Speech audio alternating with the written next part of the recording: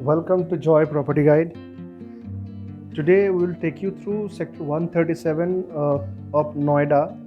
Basically ये sector में 9 residential projects हैं like Paras Tierra, Logix Blossom County, Supertech Eco City, Purvanchal Royal Park, Exotica Fresco, Gulshan Vivante, Ajnara Daffodil, Shubhkamna Tech Homes and Paramount फ्लोराविले।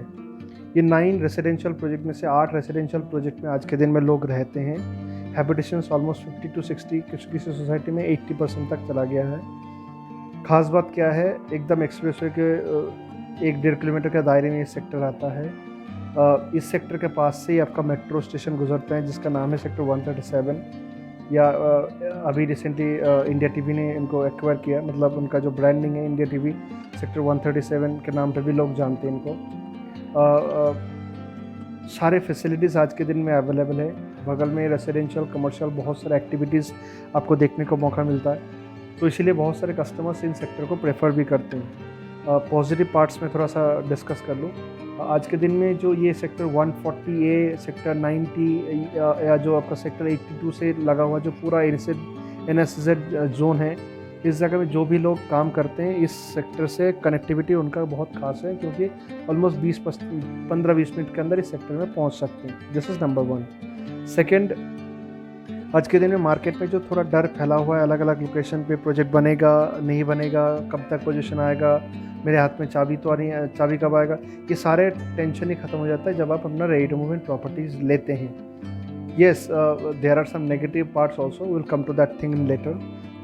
Third thing, इस project की खासियत क्या है, आज के दिन में अगर आप इस सोसाइटी में रहते हैं, तो इस जगह में रहते हैं, तो आपका जितने नियर बाय सारे स्कूल्स हैं, हॉस्पिटल्स ऑलरेडी इस सेक्टर के अंदर ही है, पार्क्स वगैरह बहुत सुंदर डेवलप किया हुआ है, तो एक अच्छा लिविंग मिलता है। सारे facility in terms of commercial, her sector के अंदर जो 5% कमर्शियल मैंडेटरी होता है, वो कमर्शियल भी इसके हर सोसाइटी का ऑलमोस्ट फंक्शनल है, क्योंकि वो मोस्ट प्रॉफिटेबल होता है डेवलपर के लिए।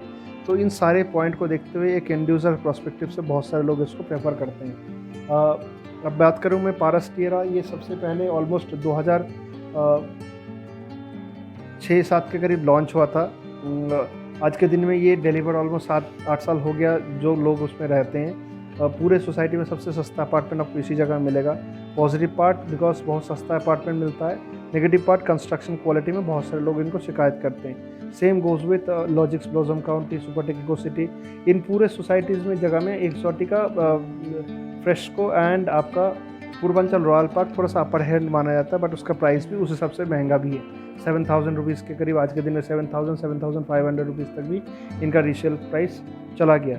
इसमें जो टेक होम्स हैं, ये टेक होम्स का कंस्ट्रक्शन थोड़ा सा रुका पड़ा हुआ है, बाकी प्रोजेक्ट्स का ऑलरेडी कंस्ट्रक्शन फुल स्पीड में चलता है। अब इसके पेरिफेरी की बात कर लूँ, इनके लेफ्ट हैंड साइड पे सेक्टर 143B, 143, 144 सेक्टर आपका लेफ्ट हैंड साइड पे है। राइट हैंड साइड पे आप सेक्टर 82 के नियर बाई जितने भी आप NSZ एरिया है वो आपको देखने को मौका मिलता है, जहाँ पे बहुत सारे कंपनीज आज के दिन में फंक्शनल है।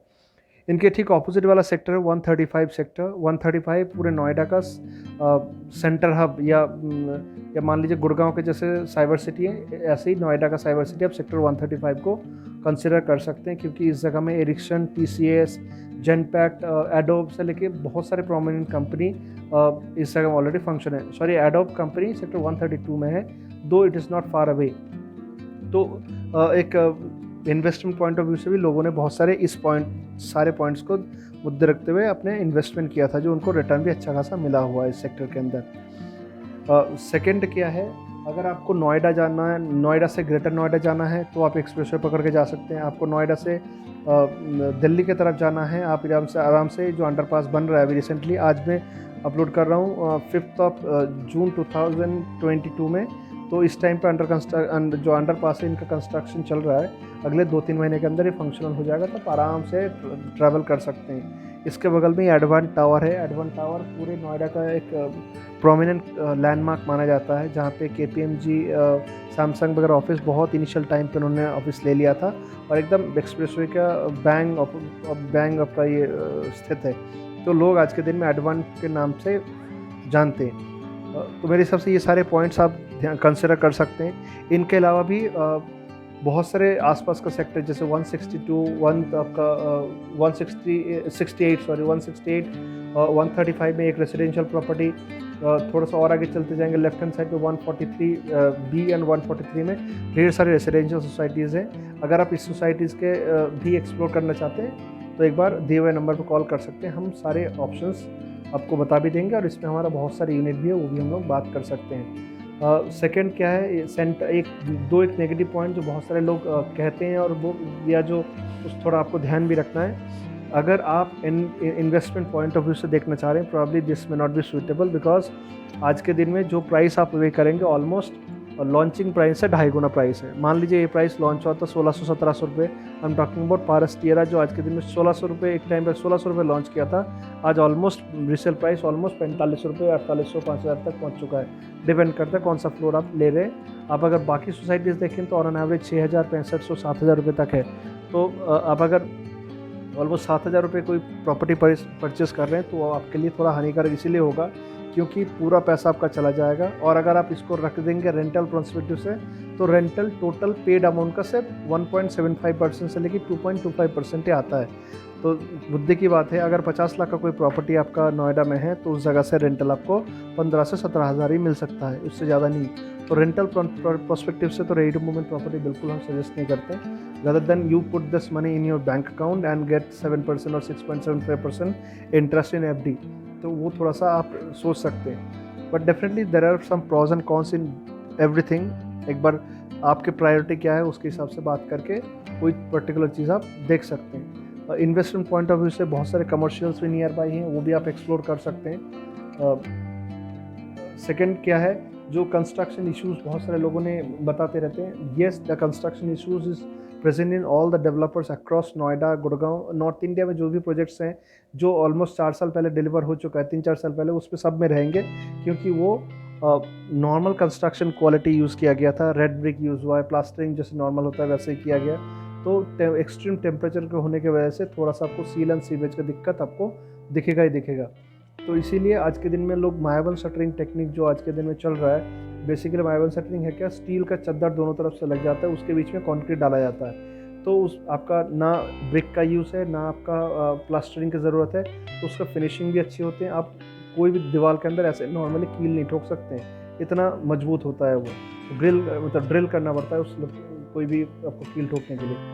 मेरे हिसाब से दोनों चीज़ें आपको कंसिडर करके चलना है। अगर इन्वेस्टमेंट है तो इन्वेस्टमेंट पे भी बहुत से कमर्शियल देख सकते हैं, रेसिडेंशियल देख सकते हैं। अगर आपको रेसिडेंशियल भी उसमें भी बहुत सारे पैरामीटर हो सकते हैं। तो we deal in all residential and commercial properties in Noida, Gurgaon, Ghaziabad and Faridabad.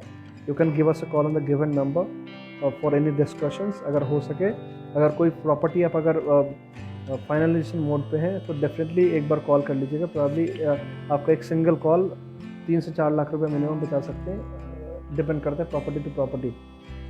इस चैनल पे मैं बहुत सारे construction related and property related video डालता रहता हूँ, आप चाहे तो उनको सब्सक्राइब कर सकते हैं रेगुलर अपडेट्स के लिए।